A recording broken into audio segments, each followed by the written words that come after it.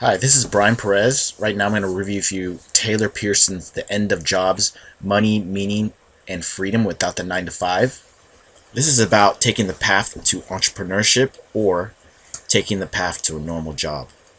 There really is no security in the corporate job anymore. Right now, in the current day, there's globalization of the internet, creating a long tail, which means there's a tremendous amount of niches that can be sold and driven. Anything can be outsourced and will be outsourced. Markets are global and everything is connected. One big highlight of the book is that you don't really need the credentials of a overpriced degree because the credentials are overrated and doesn't mean much into the real world marketplace. You can't really default on the debt that you take from this like other debts that you could, if you do accumulate in real life. If you declare bankruptcy, you can get rid of the debt. But if you have a college debt, you cannot get rid of that. Well, what should I do? That's really the big question. Taylor tells a story and gives his opinion, technical info, statistics, quotations, and cites many authors and uses graphs to give explanations of to why you should take the entrepreneur route or take an apprenticeship. Get in and start from the bottom. He took his apprenticeship through an internet company, and even this company was selling cat furniture of all things. This book appeals to many young millennials just due to the fact that political correctness is becoming extremely high, and the entitlement of this young generation, the generation selfie. Everybody is watching you, or nobody gives a shit about you, or doesn't even care. Security is an illusion. The safe route is really the risky and dangerous route, and I wholeheartedly agree with this. This is really boring, but make room for easy automation, accounting, outsourcing, and being replaced by software. This is the new reality. The rise of robots, machines, hipsters, beta orbiting zombies. Brainwashed kids are going to college and the world is changing. The tools are right there. Don't even pay for school. There's no golden ticket. Just buy ebooks and be an entrepreneur. Start from the bottom, learn from that. There's freedom and opportunity in taking this entrepreneurial path. What I personally learned from Taylor is that taking the stair-step approach, starting from the bottom and just building up, not being passive and like in a class, but being active, working, and learning as you go.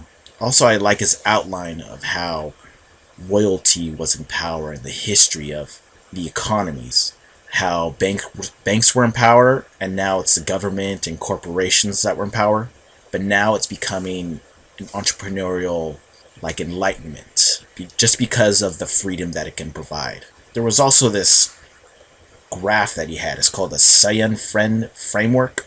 It's where you need to know how to work in a complex and chaotic environment. It's not just a simple, complicated environment. It's complex and chaotic. It's going to be a dynamic. You never know what's going to happen.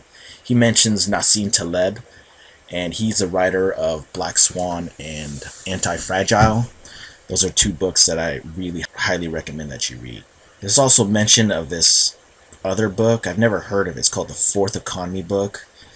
And basically what this means is it's the rise of the self, the entrepreneurial spirit that is the future. And this is kind of what the future should be. It should not be groups of people. It should be individuals working for themselves. Another almost true fact to learn from this is that stability and security are dead. It's like it said in the Fourth Economy. It's time for chaos and complexity.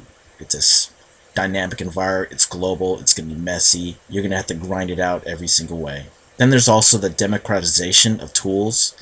He mentions The Long Tail by Chris Anderson. This is another book that you have to really pay attention to this. It's quite an old book, but just realize that niches are becoming so deep and so vast that everybody has something they could add to the world. And all you have to do is publish it, communicate it in a medium, value to the world. What I didn't like about the book is that he advertises his friends in the book probably way too much. He uses their products as plugins. I know that he has to sell the book, and I know that he has friends that can help him sell the book, but he uses a lot of examples that probably weren't very necessary. I think it's a little overdone in the book. I do like his writing style. I write very similar to this, especially in terms of a research ebook, but he could have formatted the book. I know he had a lot of people go through this book, many people actually, but he could have had it formatted. And in this book, he's very ultra technical. It can come across as Mark Twain statistics. There's probably a little bit too much hard data, but I know that he has to hammer it home. He's only 26 years old, and how many people are going to listen to someone like that? He had to do as much research he could and really state these hard mathematical facts. And also, I did not like the chapter he had on the apprentice hiring process. I think this chapter was more of a dud because he's only 26, and I don't think he did this because what he did is he asked someone to give him the information to to give him the idea that who should I take as an apprentice. And I know he's trying to help out, and this is what this book is about, is the entrepreneur and how to grow this apprenticeship program, because there's not many of these around, that he has to try to sell it, and that's what he's doing. But I don't think it belonged in this book. I wanted to go through also how he prepped this book, because it's pretty fascinating to see what he did delivering this book out to the public. And I found this information from blogs, his podcasts, and interviews. And what he did is he had a marketing plan. And this plan was that he went through Kindle Unlimited, set it free for 5 days, and then sold it for $1 for the week after, and then put it to a higher price after. So he built up all this momentum during those two week period to have like a huge effect on the Amazon type of algorithm. And this tactic did work, because I probably would never found out about him if it didn't land up on the top business section of Amazon. He did a ton of marketing for this. He gave away 67 books worth about $1,300. He did about 30 podcasts, and this is just for his first book, and this is pretty almost phenomenal. I don't necessarily agree with it, but it worked for him, because he went through all this when all you have to really do is hit publish.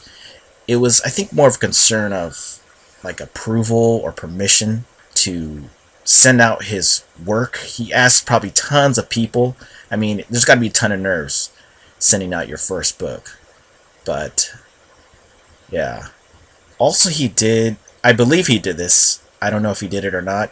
He did this tactic called the thunderclap. And what that is you pay the service maybe like $50, $100, and it sends out like a message out to all your social network to buy the book now, and it creates like a sonic boom in the Amazon algorithm. It's like an amygdala hijack. It's like a cheap hijack to get your name onto Amazon, and this worked for him. So it sounds funny, but it works. He did a ton of interviews for this book. I was looking online. I didn't, of course, listen to all of them.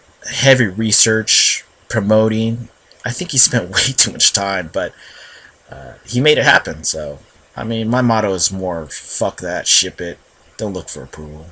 I did more research on Taylor just to see what this guy was about, because he does a ton of stuff. He's traveled around. Did some schooling out in Brazil and Thailand. So he's a global guy. He's a global thinker, and this changes a lot of people, and it does change you. And he's good at putting things together, I think in a more logical sense, but I really liked his work, so I had to see what was going on. Also, check out his Goodreads. He knows about Roosh, Mystery Game, NLP, and Red Pill. So he's very dynamic, and for a young person, I don't see this going on with many people, so I think this guy's more of a role model for millennials, especially millennial men, that reading is really important. I think he's read about 60 books a year, and that's a pretty good number. Also, this guy, he mentioned his book, he used to be fat, so have him post a pic of when he was fat so you can kind of see the changes in this guy. This guy's on a good streak. He's on an upswing. I want to vehemently reiterate that it's a small world. Everything's connected. I believe I saw this guy at a seminar a few months ago, so this is how close everything is. He is the Tennessee volunteer, volunteering his 26-year-old wisdom. He's very sharp, and I think we're going to hear a lot from him. Not so much toward books, but I think in terms of business, I think this guy's got a lot going for him. This is one of the best first time author books I have read all year. I put this on my top 100 of the year to read. Just understand we're in an era of fast and nimble entrepreneurial tribes and solopreneurs. They are the freedom innovators, no gatekeepers. The cost of starting up is cheaper than you think. Read, work, travel, ship it, go entrepreneurial, go pro. Don't be a turkey.